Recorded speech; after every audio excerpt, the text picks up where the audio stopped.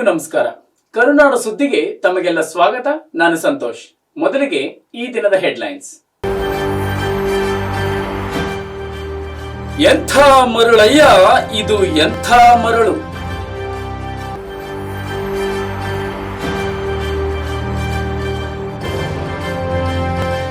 ರಾಜ್ಯದ 30ನೇ ಮುಖ್ಯಮಂತ್ರಿಯಾಗಿ ಪ್ರಮಾಣ ವಚನ ಸ್ವೀಕರಿಸಿದ ಶ್ರೀ ಬಸವರಾಜ ಬೊಮ್ಮಾಯಿ.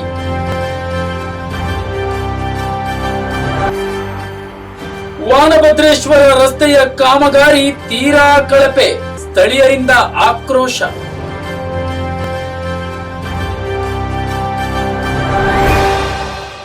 ಈಗ ವಾರ್ತೆಗಳ ವಿವರ. ನಮಸ್ಕಾರ ವೀಕ್ಷಕರೇ. ಎಂಥ ಮರುಳಯ್ಯ ಇದು, ಎಂಥ ಮರಳು ಎಂಬ ಸಿನಿಮಾ ಹಾಡಿದೆ. ಜಗತ್ತಿನ ಬೆಳವಣಿಗೆಗಳ ಕುರಿತು ಅಚ್ಚರಿ ವ್ಯಕ್ತಪಡಿಸುವ ಹಾಡು ಅದು. ಈಗ ನಾವು ತೋರಿಸಲು ಹೊರಟಿರುವ ಈ ಬೆಚ್ಚಿ ಬೀಳಿಸುವ ವಿವರಗಳನ್ನು ನೋಡಿದರೆ ಮರಳು ಅಕ್ರಮದ ಕರಾಳ ಮುಖ ಕಂಡು ನೀವು ಕೂಡ ಗಾಬರಿಯಾಗಬಹುದು. ಹೌದು, ಕೊಪ್ಪಳ ಜಿಲ್ಲೆ ಅಂದ್ರೆ ಅದರಲ್ಲಿಯೂ ಗಂಗಾವತಿ ವಿಧಾನಸಭಾ ಕ್ಷೇತ್ರದ ಪ್ರಮುಖ ಆದಾಯ ಮೂಲವೇ ಈ ಮರಳು. ಇದನ್ನು ನೋಡಿದ ನಂತರ ಬಹುಶಃ ನೀವು ಕೂಡ ಎಂಥ ಮರುಳಯ್ಯ ಇದು, ಎಂಥ ಮರಳು ಅಂತ ಹೇಳ್ತೀರ. ಆ ವಿವರಗಳು ಇಲ್ಲಿವೆ ನೋಡಿ. ವೀಕ್ಷಕರೇ, ನೀವು ನೋಡುತ್ತಿರುವ ಈ ದೃಶ್ಯಗಳು ಕೊಪ್ಪಳ ಜಿಲ್ಲೆ ಗಂಗಾವತಿ ತಾಲೂಕಿನಲ್ಲಿ ಹರಿದಿರುವ ತುಂಗಭದ್ರಾ ನದಿಗೆ ಸಂಬಂಧಿಸಿದ್ದವು. ತನ್ನ 100 ಕಿಲೋಮೀಟರ್ಗಳ ಪ್ರಯಾಣದಲ್ಲಿ ತಾಯಿ ತುಂಗಭದ್ರೆ ಅಪಾರ ಪ್ರಮಾಣದ ಹಾಗೂ ಉತ್ಕೃಷ್ಟ ಗುಣಮಟ್ಟದ ಮರಳನ್ನು ಹೊತ್ತು ತರುತ್ತಾಳೆ. ನದಿ ಪಾತ್ರದ ಗ್ರಾಮಗಳ ಬಹುತೇಕರು ನದಿ ನೀರನ್ನು ಬಳಸಿಕೊಂಡು ಗುಣಮಟ್ಟದ ಭತ್ತ ಬೆಳೆದರೆ, ಇನ್ನೂ ಕೆಲವರು ನದಿಯ ಆಳಕ್ಕೆ ಇಳಿದು ಒಡಲೊಳಗಿನ ಮರಳನ್ನು ಮೇಲಕ್ಕೆ ಎತ್ತುವುದನ್ನೇ ದಂಧೆ ಮಾಡಿಕೊಂಡಿದ್ದಾರೆ. ಗಂಗಾವತಿ ಭಾಗದ ರೈತರ ಪಾಲಿಗೆ ನದಿಯಲ್ಲಿ ನೀರಿದ್ದರೆ ಮಾತ್ರ ಭತ್ತದ ಬೆಳೆ. ಹೀಗೆ ಬೆಳೆದ ಭತ್ತಕ್ಕೆ ಉತ್ತಮ ಬೆಲೆ ಬಂದರೆ ಮಾತ್ರ ಅವರಿಗೆ ಆದಾಯ. ಆದರೆ ಮರಳನ್ನು ಅಕ್ರಮವಾಗಿ ಹೊರತೆಗೆಯುವ ದಂಧೆಕೋರರಿಗೆ ಈ ಅನಿವಾರ್ಯತೆಗಳು ಅನ್ವಯ ಆಗುವುದೇ ಇಲ್ಲ. ಅವರದ್ದೇನಿದ್ದರೂ ವರ್ಷ ಪೂರ್ತಿ ನಡೆಯುವ ಕರಾಳ ಕಾಯಕ. ನದಿ ಹರಿಯಲಿ ಅಥವಾ ಹರಿಯದಿರಲಿ, ಮರಳನ್ನು ತೆಗೆಯುವ ಕೆಲಸ ಇಲ್ಲಿ ನಿಲ್ಲುವುದೇ ಇಲ್ಲ. ಮೊನ್ನೊಂದು ಆಡಿಯೋ ಬಿಡುಗಡೆ ಆಗೈತೆ ನಿಮ್ಮಲ್ಲಿ. ಡುಮ್ ಅಂದ್ರೆ ಯಾರು ನನಗೆ ಗೊತ್ತಿಲ್ಲ ಸರ್. ನಾನು ಅದಕ್ಕೆ ಮೊನ್ನೆ ಪ್ರಶ್ನೆಯಾಗ ಜಿಲ್ಲಾಧಿಕಾರಿಗಳು, ಜಿಲ್ಲಾ ವರಿಷ್ಠಾಧಿಕಾರಿಗಳಿಗೆ ನಾನು ಇದನ್ನ ತನಿಖೆ ಮಾಡ್ಬೇಕಂತ ಹೇಳಿದ್ನಿ. ಏನಂತಾನ, ಒಬ್ಬ ಅವನ ಅಕ್ರಮ ಮರಳುಗಾರಿಕೆ ಮಾಡೋರು, ಏನು ರೈತ ಸಂಘದ ಹೋರಾಟಗಾರನು, ಇಲ್ಲಿ ಯಾವ ಹೋರಾಟಗಾರ ನನಗೆ ಗೊತ್ತಿಲ್ಲ ಅಂತ ಒಬ್ಬ ಡಿವೈಎಸ್ಪಿ ಮಾತಾಡ್ತಾನೆ. ಏನಂತ, ಒಬ್ಬ ನನಗೆ ರಕ್ತ ಇರುವಂತ ಅಧಿಕಾರಿ ಯಾರು, ರಕ್ತ ಇರುವಂತ ಅಧಿಕಾರಿ ಅವ್ರು ನೇರವಾಗಿ ಹೇಳ್ತಾನೆ, ನಿಮ್ದೆಷ್ಟು ನಮ್ಮದೆಷ್ಟು ಪಾಲು, ನಮ್ದು ಬೇರೆ ಪಾಲು ಚರ್ಚೆಕ್ಕವು. ಏಕೆಂದರೆ ಮರಳಿಗೆ ವರ್ಷದ ಎಲ್ಲಾ ಕಾಲದಲ್ಲಿಯೂ ಬೇಡಿಕೆ ಇದ್ದೇ ಇದೆ. ಅದೇ ರೀತಿ ವರ್ಷದ ಎಲ್ಲಾ ಕಾಲಕ್ಕೂ ತುಂಗಭದ್ರಾ ನದಿ ಒಡಲಲ್ಲಿ ಮರಳು ಸಿಕ್ಕೇ ಸಿಗುತ್ತದೆ. ಕಡಿದಾದ ಕಲ್ಲಿನ ನೆಲಹಾಸು ಇರುವ ಗಂಗಾವತಿ ವಿಧಾನಸಭಾ ಕ್ಷೇತ್ರದ ಬಹುತೇಕ ಕಡೆ ದೊಡ್ಡ ದೊಡ್ಡ ಜೌಗು ಪ್ರದೇಶಗಳು ನಿರ್ಮಾಣವಾಗಿವೆ. ಎಂಥದ್ದೇ ಮಳೆಗಾಲವಿರಲಿ, ಇಂತಹ ಕಡೆ ನೀರು ವೇಗವಾಗಿ ಹರಿಯುವುದೇ ಇಲ್ಲ. ಇಂತಹ ಜೌಗು ಪ್ರದೇಶದ ದೊಡ್ಡ ಕುಳಿಗಳಲ್ಲಿ ಮುಳುಗಿ ಒಡಲಲ್ಲಿರುವ ಅಮೂಲ್ಯ ಮರಳನ್ನು ಹೊರತೆಗೆಯುವುದೇ ಅಸಲಿ ಸಂಗತಿ. ಏಕೆಂದರೆ ನದಿಯ ಯಾವ ಭಾಗದಲ್ಲಿ ಉತ್ತಮ ಮರಳಿನ ಸಂಗ್ರಹವಿದೆ ಎಂಬುದನ್ನು ಸರಕಾರ ಹಾಗೂ ಇತರ ದಂಧೆಕೋರರು ಈಗಾಗಲೇ ಗುರುತಿಸಿದ್ದಾರೆ. ಸಾಕಷ್ಟು ಜನರಿಗೂ ಈ ಕುರಿತು ಮಾಹಿತಿ ಇರುತ್ತದೆ. ಆದರೆ ನದಿಯ ಒಡಲಿನಲ್ಲಿರುವ ಮರಳಿಗೆ ಹೀಗೆ ಗುರುತಿಸಲ್ಪಡುವ ಸಾಧ್ಯತೆಗಳು ತೀರಾ ಕಡಿಮೆ. ಈ ಅಂಶವನ್ನು ಬಳಸಿಕೊಂಡಿರುವ ಕೆಲವರು ನದಿ ಒಡಲಿನ ಮರಳನ್ನು ಪ್ರತಿದಿನ ಹೊರತೆಗೆಯುತ್ತಾ ಅದನ್ನು ಅಕ್ರಮವಾಗಿ ಮಾರಾಟ ಮಾಡುತ್ತಾ ಭರ್ಜರಿ ಹಣ ಗಳಿಸುತ್ತಿದ್ದಾರೆ. ಆ ಎಲ್ಲಾ ವಿವರಗಳನ್ನ ತೋರಿಸ್ತೀವಿ ಒಂದು ಚಿಕ್ಕ ಬ್ರೇಕ್ನ ನಂತರ.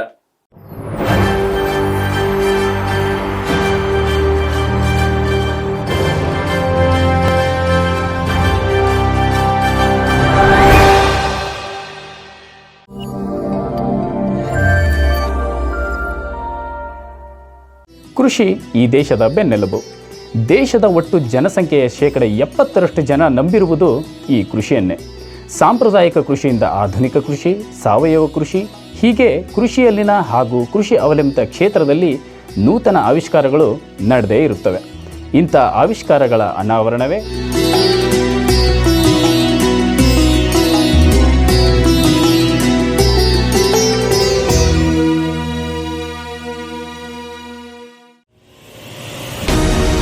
ರೈತರೇ ಎಚ್ಚರ ಎಚ್ಚರ. ಮಾರುಕಟ್ಟೆಯಲ್ಲಿ ಮಾರಾಟ ಆಗ್ತಿದೆ ನಕಲಿ ಗೊಬ್ಬರ. ನಕಲಿ ಗೊಬ್ಬರದಿಂದ ರೈತನ ಬದುಕು ಆಗ್ತಿದೆ ಬರ್ಬಾದ್. ಹೇಗೆ ತಯಾರಾಗುತ್ತೆ ಗೊತ್ತಾ ಈ ನಕಲಿ ಗೊಬ್ಬರ?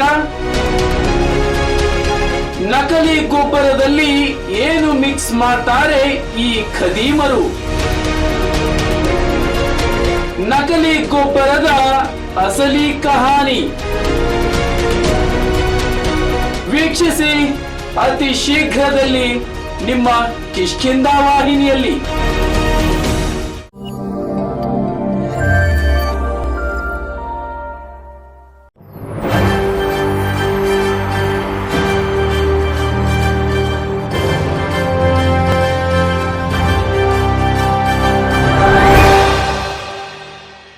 ಗಂಗಾವತಿ ಭಾಗದಲ್ಲಿ ಹರಿದಿರುವ ತುಂಗಭದ್ರೆ ಕೇವಲ ರೈತರ ಗದ್ದೆಗಳನ್ನು ಹಸಿರಾಗಿಸುತ್ತಿಲ್ಲ. ನದಿಯ ಒಡಲಿನಲ್ಲಿರುವ ಮರಳು ಹಲವಾರು ದಂಧೆಕೋರರ ಬದುಕನ್ನು ಹಸಿರಾಗಿಸುತ್ತಿದೆ. ಈ ದಂಧೆಕೋರರ ಮಾಮೂಲು ಎಷ್ಟೋ ಜನ ಭ್ರಷ್ಟ ಪೊಲೀಸರನ್ನು, ಸರಕಾರಿ ನೌಕರರನ್ನು ಹಾಗೂ ಜನಪ್ರತಿನಿಧಿಗಳನ್ನು ಶ್ರೀಮಂತರನ್ನಾಗಿಸಿದೆ. ಗಂಗಾವತಿ ಮತಕ್ಷೇತ್ರದ ರಾಜಕೀಯವನ್ನು ನಿರ್ಧರಿಸುವಷ್ಟು ಪ್ರಭಾವಶಾಲಿಯಾಗಿ ಬೆಳೆದಿದೆ ಈ ಮರಳು ಮಾಫಿಯಾ. ಹೀಗೆ ಇಲ್ಲಿ ನಿಂತು ನದಿಯ ಉದ್ದಗಲವನ್ನು ತೋರಿಸುತ್ತಿರುವ ಈ ವ್ಯಕ್ತಿಯನ್ನು ಗಮನವಿಟ್ಟು ನೋಡಿ. ಈತನ ಹೆಸರು ಶಿವಪ್ಪ. ಹಾಗೆ ಹೇಳಿದರೆ ನಿಮಗೆ ಚಿತ್ರಣ ಸ್ಪಷ್ಟವಾಗುವುದಿಲ್ಲ. ಗಂಗಾವತಿ ನಗರದ ಅಂಬೇಡ್ಕರ್ ನಗರದ ಶಿವಪ್ಪ ಎಂದರೆ ಓಹೋ, ಶಾಸಕ ಪರಣ್ಣ ಮನವಳ್ಳಿಯವರ ಬೆಂಬಲಿಗ ಎಂದು ನೀವೇ ಉದ್ಗಾರ ತೆಗೆಯುತ್ತೀರಿ. ಹೌದು ವೀಕ್ಷಕರೇ, ನಿಮ್ಮ ಅನಿಸಿಕೆ ಸರಿ. ಈ ಶಿವಪ್ಪ ಗಂಗಾವತಿಯಲ್ಲಿ ಬಿಜೆಪಿ ಯುವ ನಾಯಕ ಎಂದು ಗುರುತಿಸಿಕೊಂಡಿದ್ದಾನೆ. ಗಂಗಾವತಿಯ ಬಿಜೆಪಿ ಶಾಸಕ ಪರಣ್ಣ ಮುನವಳ್ಳಿಯವರು ಈತನನ್ನು ಸ್ವಂತ ಶಿಷ್ಯನಂತೆ ಪರಿಗಣಿಸುತ್ತಾರೆ. ಏಕೆಂದರೆ ಪರಣ್ಣ ಹಾಗೂ ಅವರು ಕರೆತಂದಿರುವ ಬಹುತೇಕ ಅಧಿಕಾರಿಗಳಿಗೆ ಹೆಚ್ಚುವರಿ ಆದಾಯ ತಂದುಕೊಡುವ ಕೆಲಸ ಮಾಡುತ್ತಿರುವುದೇ ಈ ಶಿವಪ್ಪ ಎಂಬ ವ್ಯಕ್ತಿ. ಅವ್ರೇನು ನಂಟಸ್ತಾರೇನು ಸರ್? ನಂಟಸ್ತಾರೇನು? ನೆಂಟಸ್ರು ಯಾರು ನನಗೆ ಗೊತ್ತಿಲ್ರಿ. ಅಲ್ಲ ಸರ್, ಮತ್ತೆ ಅದಕ್ಕೆ ನಾನು ಹೇಳಕತ್ತೀನಿ. ಆ ಆಡಿಯೋ ಮತ್ತು ಅಲ್ಲ ಸರ್, ನನ್ನ ಇದು ವಿಚಾರ ಎರಡೇ. ಮತ್ತೆ ಇನ್ನೊಂದು, ಆ ಡುಮ್ಮ ಮೀಟಿಂಗ್ ಮಾಡ್ತಾನ ಅಂತ. ಮೀಟಿಂಗ್ ಮಾಡಿದ್ರು ಡುಮ್ಮ ಯಾರು? ನೀವ್ ಹೇಳ್ಬೇಕು ಸರ್. ನನಗೆ ಗೊತ್ತಿಲ್ಲರಿ. ಮಾಹಿತಿ ಇರುತ್ತಲ್ಲ, ಇರುತ್ತೆ ಸರ್. ಮಾಹಿತಿ ಇಲ್ಲ ನನಗೆ, ಅದಕ್ಕೆ ಮಾಹಿತಿ ಅಲ್ಲ. ಮೀಟಿಂಗ್ ಎಲ್ಲಾಗಿತ್ತು? ಮೀಟಿಂಗ್ ಎಲ್ಲಾಗಿತ್ತು ಸರ್? ಈಗ ನಾನು ಇನ್ನೂ ಒಂದು ಹೆಸರು ಹೇಳು, ಅದಕ್ಕೆ ನಾನು ತನಿಖೆ ಆಗ್ಲಿ. ಆದರೆ ಇಲ್ಲಿ ನದಿಯ ವಿಡಿಯೋ ತೋರಿಸುತ್ತಿರುವ ಈ ಶಿವಪ್ಪನಿಗೆ ರಾಜಕೀಯ ಎಂಬುದು ಅಕ್ರಮಗಳಿಂದ ತನ್ನನ್ನು ರಕ್ಷಿಸಿಕೊಳ್ಳುವ ಒಂದು ಸಾಧನ ಮಾತ್ರ. ಶಾಸಕ ಪರಣ್ಣ ಮುನವಳ್ಳಿ ಅವರಿಗೆ ತಾನು ಹತ್ತಿರದವನು ಎಂಬಂತೆ ಬಿಂಬಿಸಿಕೊಳ್ಳುವ ಮೂಲಕ ತಾನು ನಡೆಸುತ್ತಿರುವ ಅಕ್ರಮಗಳಿಗೆ ಆತ ರಕ್ಷಣೆ ಪಡೆದುಕೊಳ್ಳುತ್ತಿದ್ದಾನೆ. ತನ್ನ ಅಕ್ರಮ ದಂಧೆಗಳಿಗೆ ಗಳಿಸುವ ಹಣದ ಒಂದು ಪಾಲನ್ನು ಸಂಬಂಧಿಸಿದ ಅಧಿಕಾರಿಗಳಿಗೆ ನೀಡುವ ಮೂಲಕ ಶಿವಪ್ಪ ತನ್ನನ್ನು ಯಾರೂ ಮುಟ್ಟದಂತೆ ನೋಡಿಕೊಂಡಿದ್ದಾನೆ. ಪೊಲೀಸ್ ವರಿಷ್ಠಾಧಿಕಾರಿಗಳು ಆ ವಿಡಿಯೋನ, ಆ ಆಡಿಯೋನ ಇಟ್ಕೊಂಡು ಡುಮ್ಮ ಯಾರು, ರಕ್ತ ಇರುವ ಅಧಿಕಾರಿ ಯಾರು ಅಂತ ತನಿಖೆ ಆಗಲಿ ಅಂತ ಒತ್ತಾಯ ಮಾಡ್ತೀನಿ. ಇವತ್ತು ನಿಮ್ಮ ಮುಖಾಂತರ ನಾನು ಒತ್ತಾಯ ಮಾಡ್ತೀನಿ. ಇವತ್ತಿನ ಪರಿಸ್ಥಿತಿ ಏನಾಗಿದೆ ಅಂತಂದ್ರೆ, ಒಬ್ಬ ಸಾಮಾನ್ಯರೊಳಗೆ ಸಾಮಾನ್ಯ ಮನುಷ್ಯರು ಪೊಲೀಸ್ ಅಧಿಕಾರಿಗೆ ಒಂದು ಜಿಲ್ಲಾ ಈಕ್ವಲ್ ಅಂತ 3-4 ತಾಲೂಕಿಗೆ ಸಂಬಂಧ, ಡಿವಿಷನ್ಗೆ ಸಂಬಂಧಪಟ್ಟಂತ ಒಬ್ಬ ಅಧಿಕಾರಿಗಳ ಜೊತೆಗೆ ಡುಮ್ಮ ಮೀಟಿಂಗ್ ಮಾಡ್ತಾನ. ನಿಂದ ಪಾಲೆಷ್ಟು ಅನ್ನೋ ಮಟ್ಟಕ್ಕೆ ಇವತ್ತು ಇಲ್ಲಿ ನಡೀತಾ ಇದೆ ಅಂತಂದ್ರೆ ಸರ್ಕಾರ ಎಲ್ಲೈತೆ ಮತ್ತು ಪೊಲೀಸ್ ಇಲಾಖೆ ಏನ್ ಮಾಡ್ತಾ ಇದೆ? ಹಾಗಾದರೆ ಈ ಶಿವಪ್ಪ ಮಾಡುವ ಕೆಲಸವಾದ್ರೂ ಏನು? ಈ ವಿಶೇಷ ಕಾರ್ಯಕ್ರಮದ ಮುಖ್ಯ ವಿಷಯವೇ ಅದು. ಗಂಗಾವತಿಯಲ್ಲಿ ಹರಿದಿರುವ ತುಂಗಭದ್ರಾ ನದಿಯ ಒಡಲಿನಿಂದ ಮರಳನ್ನು ಅಕ್ರಮವಾಗಿ ಹೊರತೆಗೆದು ಅದನ್ನು ಸಂಗ್ರಹಿಸಿ ಮಾರುವ ದಂಧೆಯನ್ನು ನಡೆಸುತ್ತಿರುವುದು ಈ ಶಿವಪ್ಪನೇ.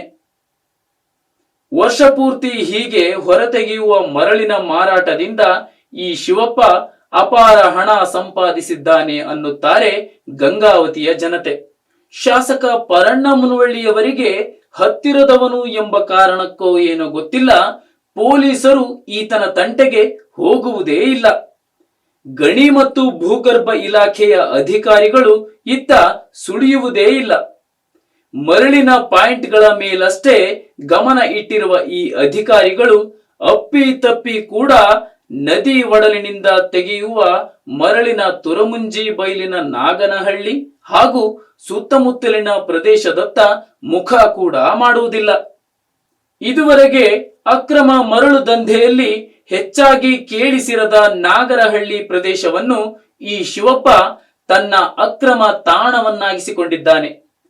ನದಿಯೊಳಗೆ ಮುಳುಗಿ ಮರಳು ತೆಗೆಯುವ ಪರಿಣಿತರು ಕೂಡ ಇಲ್ಲಿದ್ದಾರೆ. ಅವರ ನಿತ್ಯದ ಕೆಲಸವೇ ಹೀಗೆ ನದಿಯಲ್ಲಿ ಮುಳುಗಿ ಮರಳು ತೆಗೆಯುವುದು.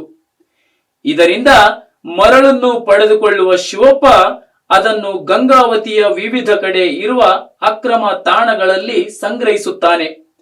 ಬೇಡಿಕೆ ಇರುವ ಊರುಗಳಿಗೆ ಅಲ್ಲಿಂದ ಮರಳನ್ನು ಸಾಗಿಸುವ ಮೂಲಕ ಅಕ್ರಮವಾಗಿ ದುಡ್ಡು ಸಂಪಾದಿಸುತ್ತಿದ್ದಾನೆ. ನದಿಯ ಒಡಲಿನಿಂದ ಮರಳು ಹೇಗೆ ತೆಗೆಯಲಾಗುತ್ತದೆ? ಅದನ್ನು ಹೇಗೆ ಅಕ್ರಮವಾಗಿ ಸಂಗ್ರಹಿಸಲಾಗುತ್ತದೆ? ಅದನ್ನು ಯಾವ ರೇಟಿಗೆ ಮಾರಲಾಗುತ್ತಿದೆ ಹಾಗೂ ಈ ಮರಳು ಎಲ್ಲೆಲ್ಲಿ ಹೋಗುತ್ತದೆ ಎಂಬುದರ ವಿವರ ನೀಡ್ತೀವಿ. ಅದಕ್ಕೂ ಮುನ್ನ ಇನ್ನೊಂದು ಪುಟ್ಟ ಬ್ರೇಕ್.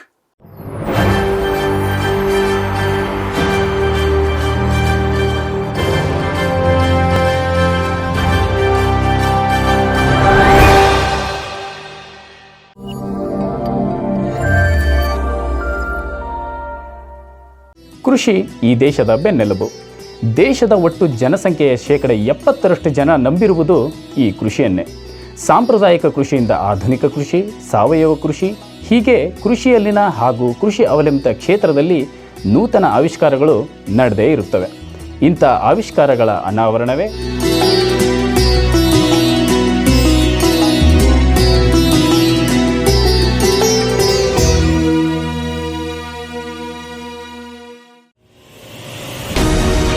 ರೈತರೇ ಎಚ್ಚರ ಎಚ್ಚರ. ಮಾರುಕಟ್ಟೆಯಲ್ಲಿ ಮಾರಾಟ ಆಗ್ತಿದೆ ನಕಲಿ ಗೊಬ್ಬರ. ನಕಲಿ ಗೊಬ್ಬರದಿಂದ ರೈತನ ಬದುಕು ಆಗ್ತಿದೆ ಬರ್ಬಾದ್. ಹೇಗೆ ತಯಾರಾಗುತ್ತೆ ಗೊತ್ತಾ ಈ ನಕಲಿ ಗೊಬ್ಬರ? ನಕಲಿ ಗೊಬ್ಬರದಲ್ಲಿ ಏನು ಮಿಕ್ಸ್ ಮಾಡ್ತಾರೆ ಈ ಖದೀಮರು? ನಕಲಿ ಗೊಬ್ಬರದ ಅಸಲಿ ಕಹಾನಿ ವೀಕ್ಷಿಸಿ ಅತಿ ಶೀಘ್ರದಲ್ಲಿ ನಿಮ್ಮ ಕಿಷ್ಕಿಂಧ ವಾಹಿನಿಯಲ್ಲಿ.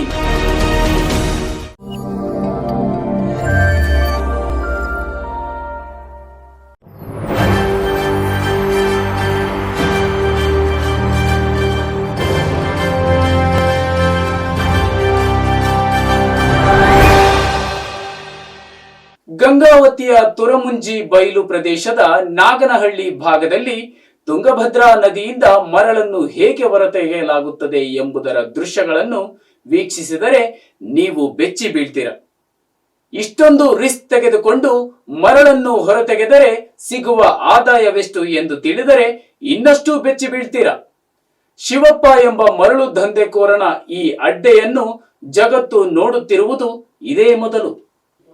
ಹೀಗೆ ನದಿಯ ಈ ಹೊಂಡದಂತಹ ಭಾಗದಲ್ಲಿ ಮುಳುಗಿ ಮರಳು ತೆಗೆಯುತ್ತಿರುವವರೆಲ್ಲ ಗಂಗಾವತಿ ತಾಲೂಕಿನ ತುರಮುಂಜಿ ಬೈಲಿನ ನಾಗಹಳ್ಳಿಗೆ ಸೇರಿದವರು. ಇವರಿಗೆ ಇದೊಂಥರ ದಿನಗೂಲಿ ಕೆಲಸ.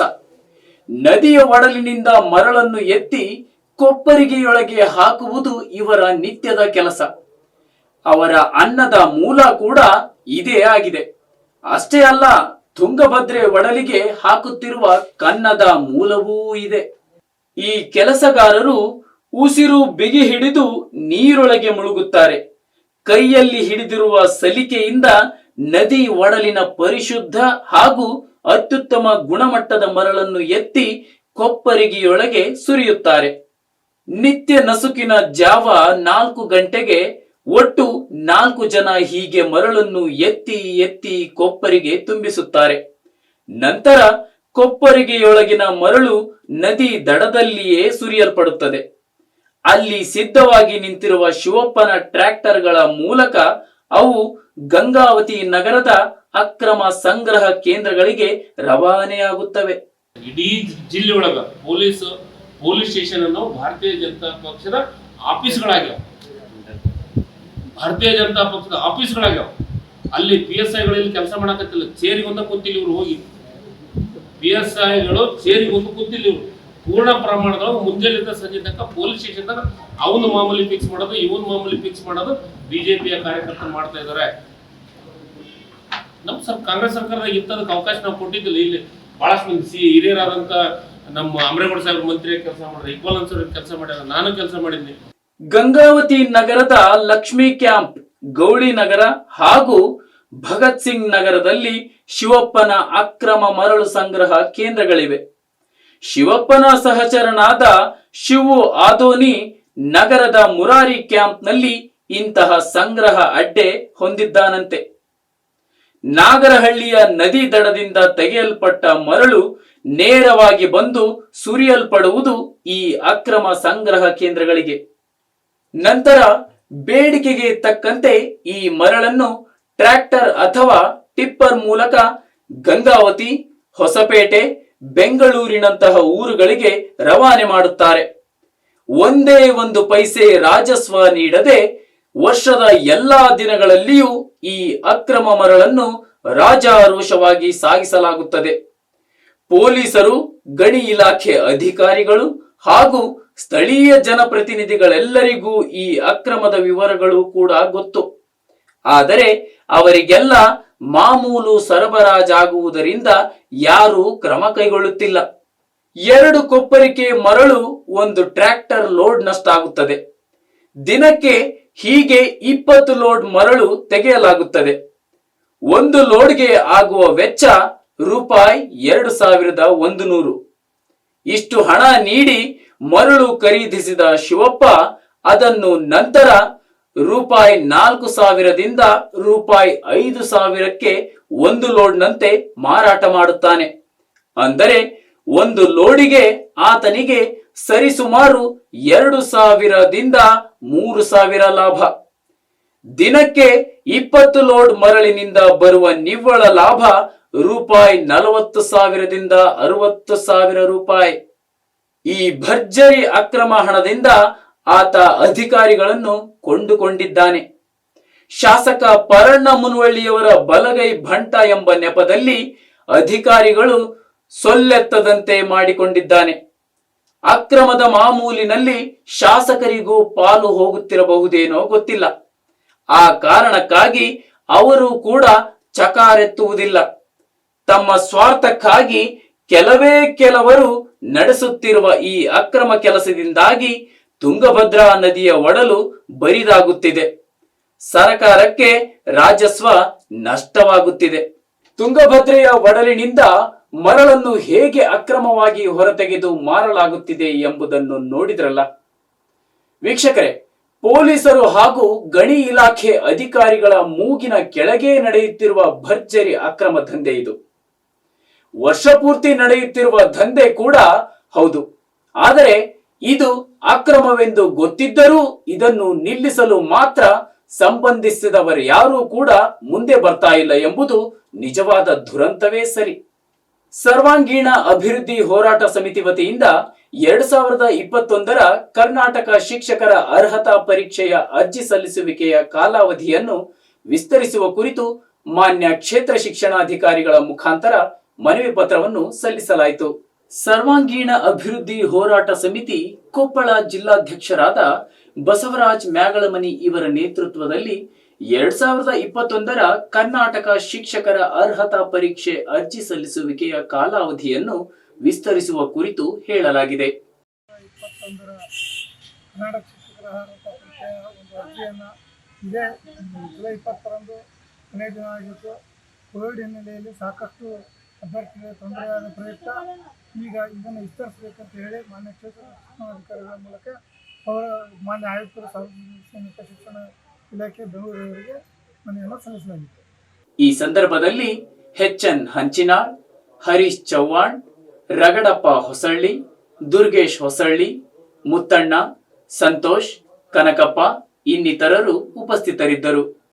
ಸರ್ವಾಂಗೀಣ ಅಭಿವೃದ್ಧಿ ಹೋರಾಟ ಸಮಿತಿ ಕೊಪ್ಪಳದ ಅಧ್ಯಕ್ಷ ಆಗಿರ್ತಕ್ಕಂಥ ಶ್ರೀಯುತ ಬಸವರಾಜ ಮರಿಮನಿಯವರು ಇವತ್ತು ಮನವಿಯನ್ನು ಸಲ್ಲಿಸುತ್ತಾ ಗ್ರಾಮೀಣ ಪ್ರದೇಶದ ಅಭ್ಯರ್ಥಿಗಳಿಗೆ ಹೆಚ್ಚು ಕಾಲಾವಕಾಶವನ್ನು TETಗೆ ಅರ್ಜಿ ಹಾಕಲಿಕ್ಕೆ 20ನೇ ತಾರೀಕು ಏನಿದೆ ಅದರ ನಂತರ ಕೂಡ ಹೆಚ್ಚುವರಿಯಾಗಿ ಕಾಲಾವಕಾಶವನ್ನು ಕೊಟ್ಟಂತಂದರೆ ಗ್ರಾಮೀಣ ಪ್ರದೇಶದ ಮಕ್ಕಳಿಗೆ ಅನುಕೂಲ ಆಗ್ತದಂತ ಮನವಿಯನ್ನು ಸಲ್ಲಿಸತಕ್ಕಂಥದ್ದು.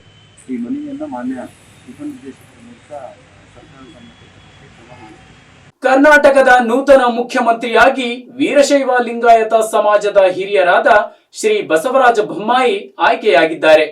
ಪ್ರಮಾಣ ವಚನ ಸ್ವೀಕರಿಸುತ್ತಿದ್ದಾರೆ ಎಂಬ ಸಂತೋಷಕ್ಕಾಗಿ ಇಂದು ಗಂಗಾವತಿಯ ಶ್ರೀ ಚನ್ನಬಸವಸ್ವಾಮಿ ಸರ್ಕಲ್ನಲ್ಲಿ ವೀರಶೈವ ಲಿಂಗಾಯತ ಯುವ ವೇದಿಕೆ ಜಿಲ್ಲಾಧ್ಯಕ್ಷರಾದ ಶರಣಯ್ಯ ಸ್ವಾಮಿ ಉಡಂಕಲ್ ಇವರ ನೇತೃತ್ವದಲ್ಲಿ ವೀರಶೈವ ಲಿಂಗಾಯತ ಯುವ ವೇದಿಕೆಯಿಂದ ವಿಜಯೋತ್ಸವವನ್ನು ಆಚರಣೆ ಮಾಡಲಾಯಿತು.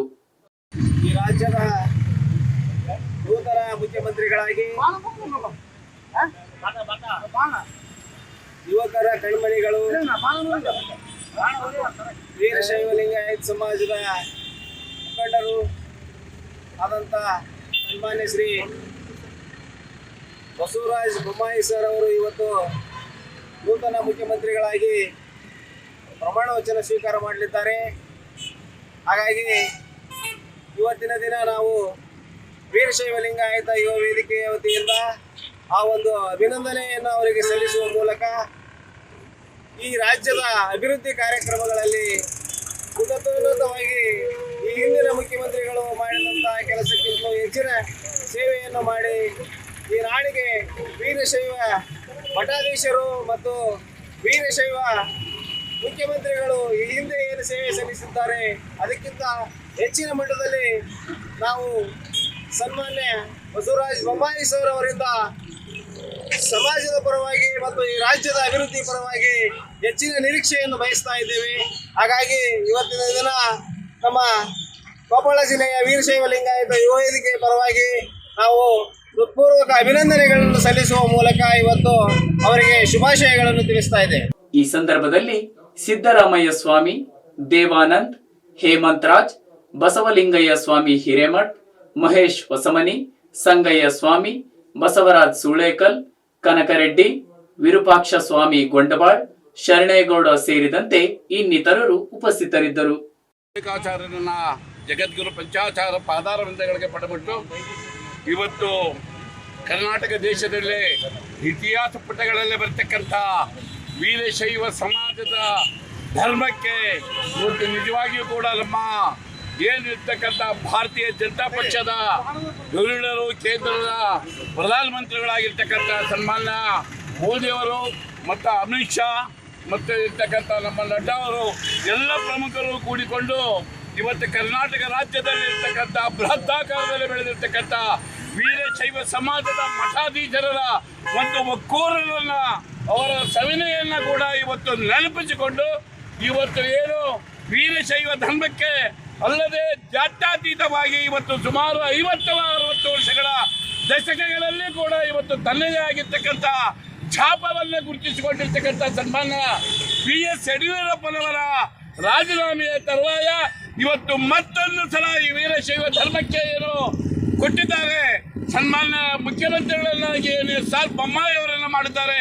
ಅವರಿಗೆ ಪ್ರಪ್ರಥಮವಾಗಿ ನಾವು ಕರ್ನಾಟಕ ರಾಜ್ಯದ ವೀರಶೈವ ಸಮಾಜದ ವತಿಯಿಂದ, ಗಂಗಾವತಿ ತಾಲೂಕಿನ ವೀರಶೈವ ಸಮಾಜದ ವತಿಯಿಂದ ಮತ್ತು ಕೊಪ್ಪಳ ಜಿಲ್ಲೆಯಿಂದ ಅವರಿಗೆ ಪ್ರಪ್ರಥಮವಾಗಿ ಅವರಿಗೆ ಅಭಿನಂದನೆಗಳನ್ನು ನಮನಗಳನ್ನು ಸಲ್ಲಿಸ್ತಾ ಇದ್ದೇವೆ.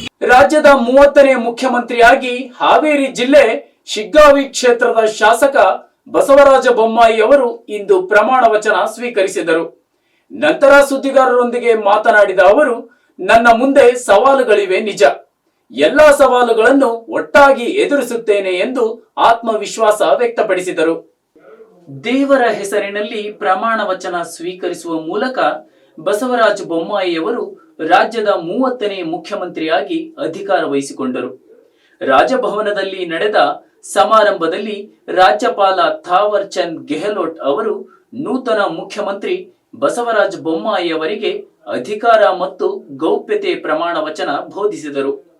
ಪ್ರಮಾಣ ವಚನ ಸ್ವೀಕರಿಸಿದ ಸಿಎಂ ಬಸವರಾಜ ಬೊಮ್ಮಾಯಿಯವರು ಕಡತಗಳಿಗೆ ಸಹಿ ಮಾಡಿದರು. ಮಾಜಿ ಮುಖ್ಯಮಂತ್ರಿ ಬಿಎಸ್ ಯಡಿಯೂರಪ್ಪ ರಾಜ್ಯಪಾಲ ಥಾವರ್ ಚಂದ್ ಗೆಹ್ಲೋಟ್ ಅವರು ಹೂಗುಚ್ಛ ನೀಡಿ ಅಭಿನಂದಿಸಿದರು. ನಂತರ ಮಾಜಿ ಸಚಿವರು, ಶಾಸಕರು, ಬಿಜೆಪಿ ಮುಖಂಡರು ತಂಡೋಪತಂಡವಾಗಿ ಬಂದು ನೂತನ ಮುಖ್ಯಮಂತ್ರಿ ಬಸವರಾಜ ಬೊಮ್ಮಾಯಿಯವರನ್ನು ಅಭಿನಂದಿಸಿದರು. ಈ ಸಂದರ್ಭದಲ್ಲಿ ಬಿಜೆಪಿ ರಾಜ್ಯ ಘಟಕದ ಅಧ್ಯಕ್ಷ ನಳಿನ್ ಕುಮಾರ್ ಕಟೀಲ್, ಕೇಂದ್ರ ಸಚಿವ ಧರ್ಮೇಂದ್ರ ಪ್ರಧಾನ್, ಬಿಜೆಪಿ ಪ್ರಧಾನ ರಾಜ್ಯ ಉಸ್ತುವಾರಿ ಅರುಣ್ ಸಿಂಗ್ ಕಾರ್ಯಕ್ರಮದಲ್ಲಿ ಹಾಜರಿದ್ದರು.